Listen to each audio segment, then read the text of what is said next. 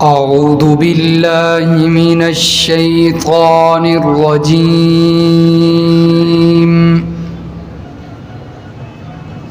بسم الله الرحمن الرحيم.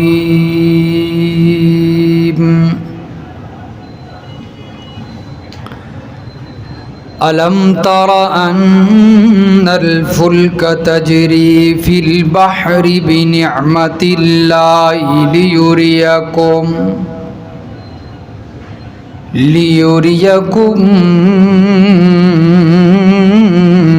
من آياته. کیا آپ نے دیکھا نہیں کہ بے شک کشتیاں چلتی ہیں سمندروں میں اللہ کے فضل سے، تاکہ وہ دکھائے تم کو اپنی نشانیاں. ان فی ذالک لآیات لکل صبار شکور. بے شک اس کے اندر البتہ نشانیاں ہیں ہر صبر کرنے والے کے لیے، شکر کرنے والے کے لیے. وَإِذَا غَشِيَهُم مَّوْجٌ كَالظُّلَلِ دَعَوُا اللَّهَ. اور جب ڈھانپ لیتی ہیں ان کو موجیں سائبانوں کی طرح تو وہ پکارتے ہیں اللہ کو مخلصین لہ الدین، خالص ہو کر اس کی پکار کرتے ہیں. فَلَمَّا نَجَّاهُمْ إِلَى الْبَرِّ فَمِنْهُمْ مُقْتَصِدٌ. پس جب اللہ تعالیٰ ان کو خشکی کی طرف نجات دیتا ہے، بچا کر لے آتا ہے، پس ان میں سے بعض تو وہ اعتدال والے ہوتے ہیں. وَمَا يَجْحَدُ بِآيَاتِنَا إِلَّا كُلُّ خَتَّارٍ کفور. اور ہماری آیتوں کا انکار نہیں کرتے مگر ہر غدار، ہر وعدہ خلافی کرنے والا اور نہ شکرا. یا ایھا الناس، اے لوگوں، اتقوا ربکم واخشوا یوما لا یجزی والد عن ولدہ. ڈرو اپنے پروردگار سے اور ڈرو اس دن سے جس دن والد اپنے بیٹے کے کام نہیں آئے گا. ولا مولود هو جاز عن والدہ شیئا. اور نہ ہی بیٹا اپنے والد کی کفالت کر سکے گا، کام آ سکے گا. ان وعد اللہ حق، بے شک اللہ کا وعدہ سچا ہے. فلا تغرنکم الحیات الدنیا، پس نہ دھوکے میں ڈالے تم کو دنیا کی زندگی. ولا یغرنکم باللہ الغرور، اور نہ دھوکے میں ڈالے تم کو اللہ کے بارے میں شیطان، دھوکے میں ڈالنے والا. سبحان ربک رب العزت عما یصفون وسلام علی المرسلین والحمد للہ رب العالمین. اللہم صلی علی محمد وعلی آل محمد کما صلیت علی ابراہیم وعلی آل ابراہیم إنك حميد مجيد اللهم بارك على محمد وعلى آل محمد كما باركت على إبراهيم وعلى آل إبراهيم إنك حميد مجيد۔ سورۃ لقمان کی آیت نمبر 31 سے لے کر آیت نمبر 33 تک تلاوت کی گئی ہے۔ گزشتہ درس میں اللہ تبارک و تعالی نے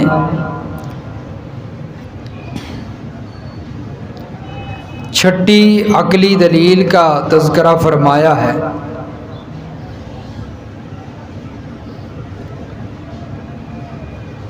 کہ آپ کو معلوم نہیں کہ اللہ تعالی رات کو دن میں اور دن کو رات میں داخل کرتا ہے، اور سورج اور چاند کو کام میں لگانے والا بھی اللہ ہی ہے۔ تو اس میں اللہ تبارک و تعالی نے آسمان و زمین کا، دن رات کا، سورج چاند کا ذکر فرمایا۔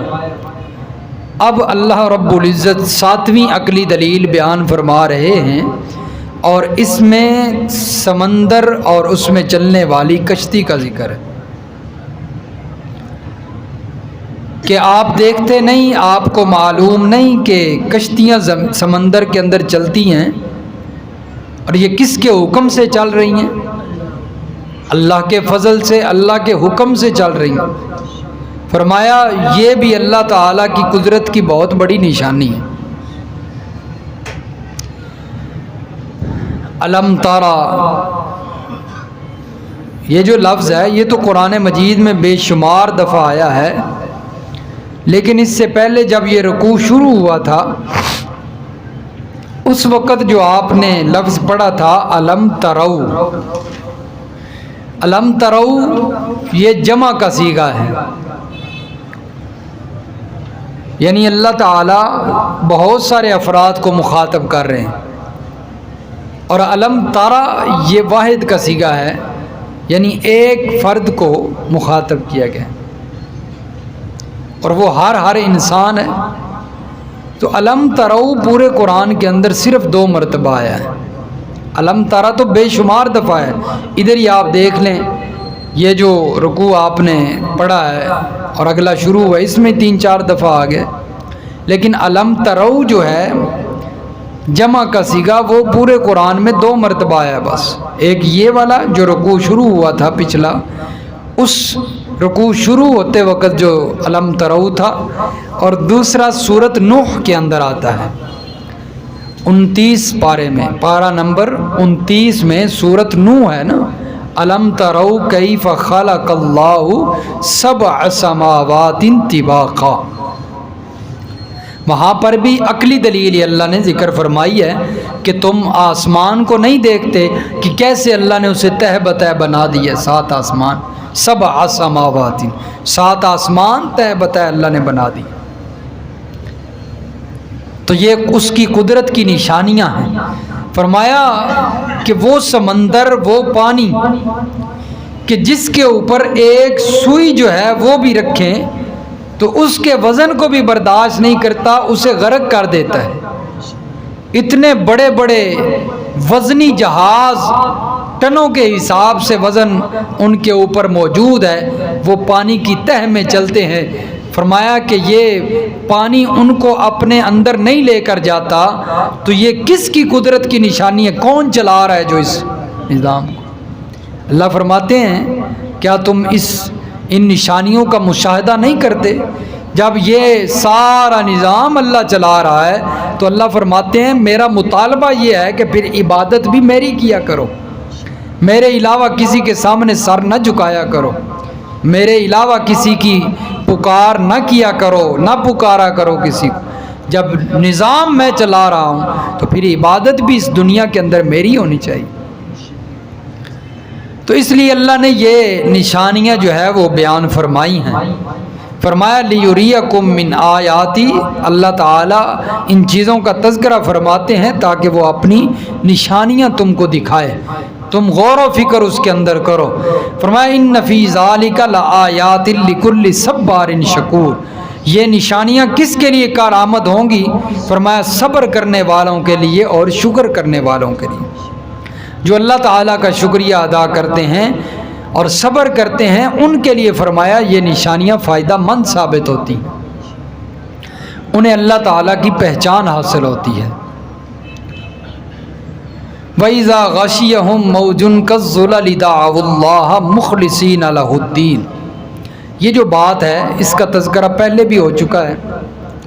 اللہ فرماتے ہیں کہ جس وقت کشتی سمندر کے اندر چلتی ہے، جہاز چلتے چلتے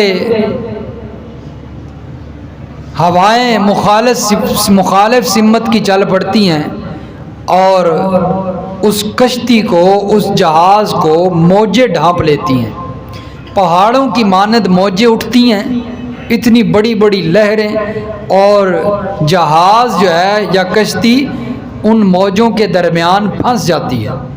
کالظلل، جس طرح کے صاحبان ہوں، کوئی چیز کھڑی ہے یا پڑی ہے اس کے اوپر لا کر کوئی صابان یا کوئی کپڑا ڈال دیا جائے، اس طرح وہ موجیں اس کو گھیر لیتی ہیں، نکلنے کا رستہ نہیں ملتا۔ فرمایا کہ اس وقت پھر تم دعوا اللہ مخلصین لہ الدین، اللہ کو خالص ہو کر پکارتے ہو۔ اب مشکل میں انسان آ گیا ہے، اب انسان کو پتا ہے کہ یہ مشکل میری حل صرف اللہ ہی کر سکتا ہے۔ فرمایا اب اس وقت تمہیں لات بھی بھول گیا، منات بھی بھول گیا، عزا حبل سب بھول گئے، صرف ایک اللہ جو ہے وہ تمہیں یاد رہا اور تم اللہ سے مانگتے اس وقت، یا اللہ ہماری اس مشکل کو حل فرما۔ تو فرمایا جب وہاں پر مشکل حل اللہ ہی کرتا ہے تو پھر جب خشکی پر ہوتے ہو یہاں پر بھی اللہ ہی مشکل حل کرتا ہے، مشکل کشا اللہ ہی ہے۔ تو ادھر بھی صرف اللہ کو جو ہے وہ پکارا کرو مشکلات کے وقت، لات منات عزا حبل کو کیوں پھر شریک بناتے ہو؟ تو اس وقت تم جو ہے وہ صرف اللہ کو خالص ہو کر پکارنے لگتے ہو، یہی مشرکین مکہ کا کام تھا، اور آج کے جو مشرک ہیں وہ بھی یہی کہتے ہیں، باہو لاک بیڑا دھک۔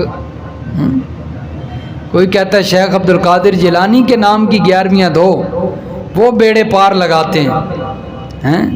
کوئی کس کو جو ہے وہ مشکل کشا سمجھتا ہے، کوئی کسے سمجھتا ہے، کسی نے حضرت علی حجویری کو جو ہے مشکل کشا سمجھ لیا، کسی نے امام بری کو کھوٹی قسمتیں کھری کرنے والا سمجھ لیا۔ اللہ فرماتے ہیں یہ ناانصافی ہے، میں تمہارا مشکل کشا بھی میں ہوں، تمہارے بیڑے پار لگانے والا بھی میں ہوں، تمہاری کھوٹی قسمتیں کھری کرنے والا بھی میں ہوں۔ عجیب بات ہے نا، لوگوں کا عقیدہ ہے کہ امام بری کھوٹی قسمتیں کھری کرتا ہے، لیکن ان سے پوچھئے کہ وہ جو کھوٹی قسمتیں امام بری کھری کر رہا ہے تو پھر وہ قسمت کھوٹی کس نے کی ہے؟ کھوٹی کرنے پہ اللہ کو لگا دیا اور اس کھوٹی کو کھری کرنے پہ امام بری کو لگا دیا۔ کیسی ناانصافی ہے، کھوٹیاں اللہ کر رہا ہے اور کھریاں امام بری کر رہا ہے۔ تو فرمایا یہ ناانصافی نہ کیا کرو، اگر کھوٹی قسمتیں کھری اللہ کرتا ہے، کھوٹی اللہ کرتا ہے تو کھری بھی اللہ ہی کرتا ہے نا۔ امام بری تو اس لائق نہیں کہ وہ کھوٹی قسمتیں کھری کر سکیں۔ یہی بات اللہ تبارک و تعالی نے سورۃ بنی اسرائیل میں بھی بیان فرمائی ہے۔ سورۃ بنی اسرائیل پارہ نمبر 15۔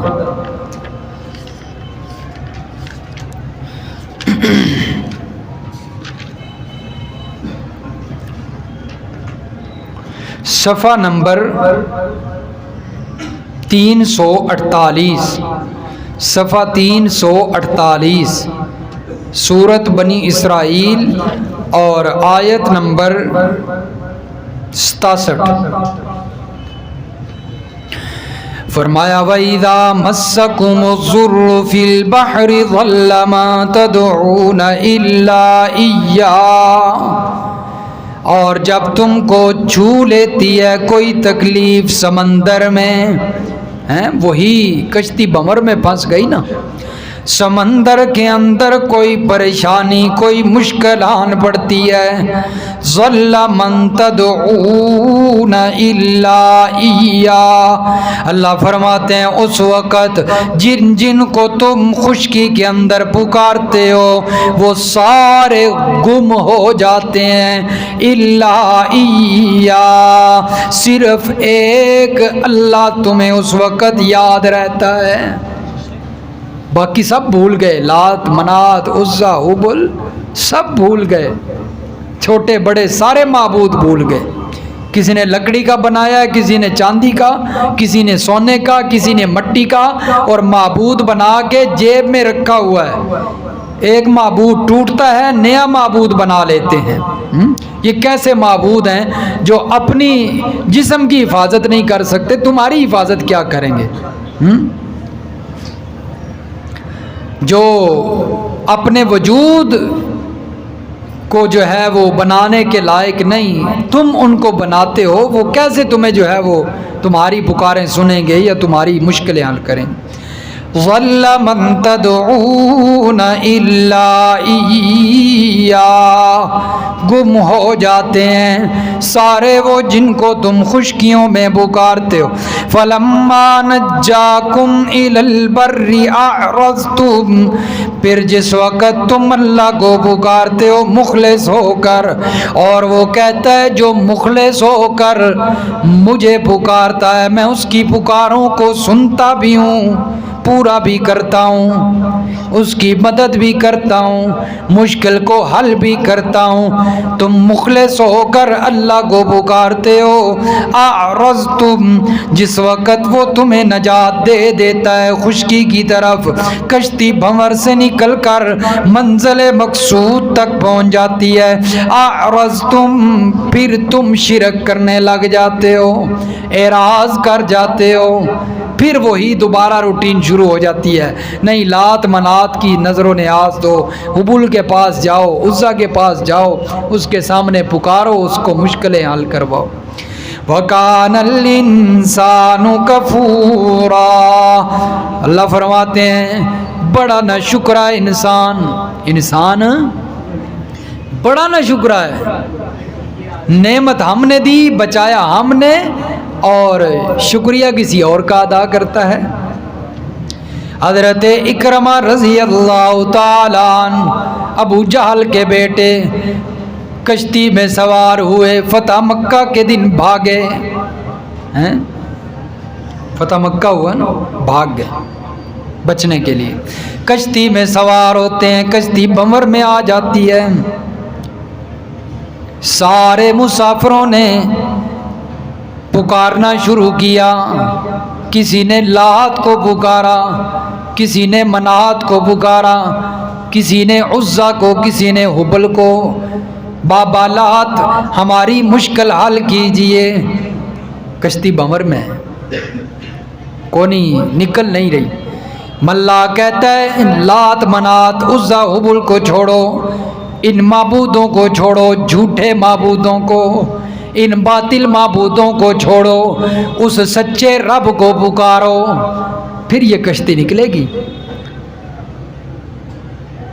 جس وقت یہ ملا نے کہا کہ سچے رب کو پکارو، اکرمہ کے دماغ پہ چوٹ لگتی ہے، یہی بات تو محمد عربی بھی کہتے ہیں، وہ بھی یہی کہتے ہیں کہ اللہ کو پکارا کرو مشکلوں میں، تمہاری مشکلیں حل وہ کرتا ہے، وہیں پر عزم کرتے ہیں، ارادہ کرتے ہیں کہ اگر اللہ نے بچا لیا تو میں فوراً واپس جا کر محمد عربی صلی اللہ علیہ وسلم کے ہاتھ پر ہاتھ رکھوں گا، کہ اگر تری میں سمندر میں اللہ بچاتا ہے تو خشکی میں بھی وہی رب ہے نا، اور تو کوئی رب نہیں ہے۔ تو یہی بات تو اللہ کا نبی بھی ہمیں سمجھا رہا ہے، ہمیں سمجھ نہیں آئی، تو اس لیے ہدایت کے لیے دل والا برتن سیدھا ہو نا تو کبھی کبھی دیواروں پہ لکھی بات بھی اثر کر جاتی ہے، اور اگر برتن سیدھا نہ ہو، ضد اناد ہو، تو نبی کی بات بھی دل پہ اثر نہیں کرتی۔ مسلمان ہو گئے، صرف تھوڑا سا اللہ نے اپنی نشانی کا مظاہرہ کروایا نا، قدرت دکھائی ہیں۔ جو اللہ کشتیوں کو پانی کے اوپر چلاتا ہے اور انہیں ڈوبنے نہیں دیتا، کبھی کبھی وہ اپنی قدرت کے مظاہرے کرتے ہوئے انہیں بھنور میں بھی لے آتا ہے، وہی رب پھر اس سے پکارا جائے تو وہ بچاتا بھی ہے۔ فرمایا کہ خشکی کے اندر بھی اسے پکارا کرو، فرمایا جس وقت ہم خشکی کی طرف انہیں نجات دیتے ہیں، سمندر سے بچاتے ہیں موجوں سے، فمنہم مقتصد، بعض تو ان میں سے اعتدال پر رہتے ہیں، وہ ہمیں ہی پکارتے ہیں، لیکن بعض ایسے ہیں جو غدار ہیں اور نہ شکر ہیں۔ کلو خطار، خطار کہتے ہیں غدار کو، اور کفور نہ شکرا، مشرک غدار بھی ہوتا ہے نہ شکرا بھی ہوتا ہے۔ جب غیر اللہ کی پوجا پاٹ کرتا ہے، حضرت علی اجویری کے دربار پہ جاتا ہے، دیگیں تقسیم کرتا ہے، امام بری کے دربار پہ جاتا ہے، شاہ دولہ کے پاس جاتا ہے، عرس لگتا ہے تو بکی شریف بھاگ جاتا ہے، تو یہ فرمایا کہ یہ ناشکرا ہے، یہ میری ناشکری کرتا ہے، اسے چاہیے تھا کہ جو بھی تقسیم کرنا میرے نام کا کرے، اور یہ میرے جو ہے وہ غلاموں اور میری مخلوق کے نام کا تقسیم کرتا ہے، یہی تو ناشکری ہے۔ اور فرمایا یہ غداری بھی ہے۔ تو اللہ نے دونوں صفتوں کا یہاں پر ذکر فرمایا، کلو خطار ان کفور، ہماری آیتوں کا انکار موحد نہیں کرتے، ایمان والے نہیں کرتے، ہماری آیتوں کا انکار وہ کرتے ہیں جو غدار ہوتے ہیں اور ناشکرے ہوتے ہیں۔ یا ایھا الناس اتقوا ربکم واخشوا یوم لا یجزی والد عن ولدہ۔ اب اللہ تبارک و تعالی نے تخویف اخروی کا ذکر کیا ہے۔ تخویف اخروی یعنی اللہ نے آخرت کا ڈراوا بیان کیا ہے۔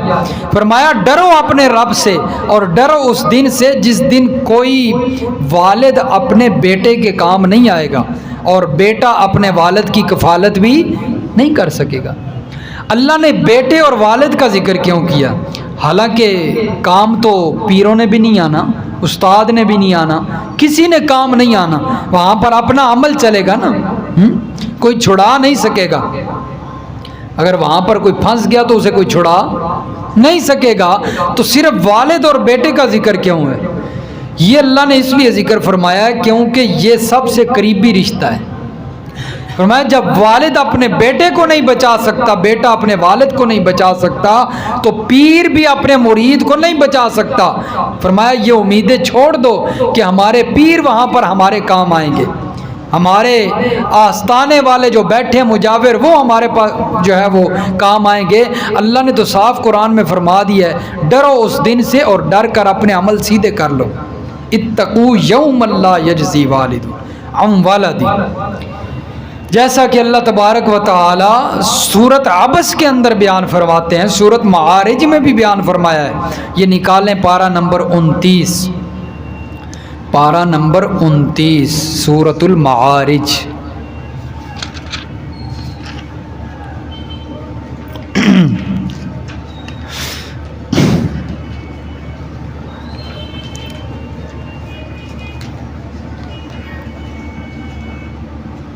صفحہ نمبر 688، صفحہ نمبر 688۔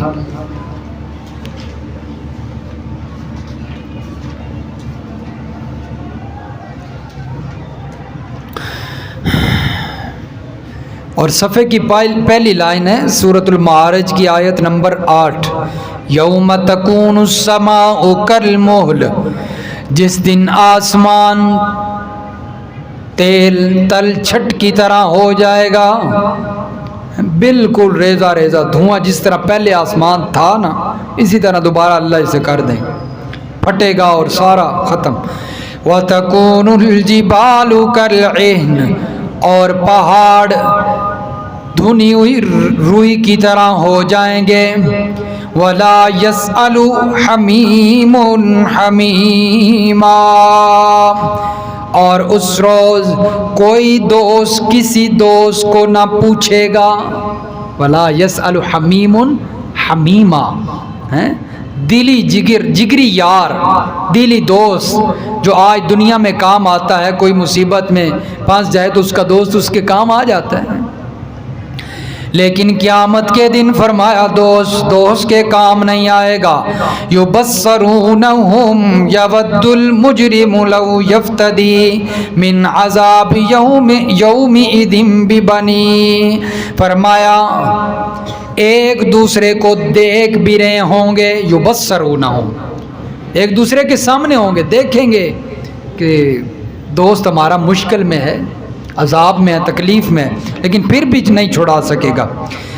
یود المجرم، اس دن مجرم، کافر، مشرک، اللہ کا باغی، غدار اس بات کی تمنا کرے گا کہ اس روز کے عذاب سے چھوٹنے کے لیے اپنے بیٹوں کو، بیوی کو، وَأَخِي بھائیوں کو، وَفَصِيلَتِهِ الَّتِي تُؤْوِي کنبے قبیلے کو جن میں وہ رہتا تھا فدیے کے طور پر پیش کرے.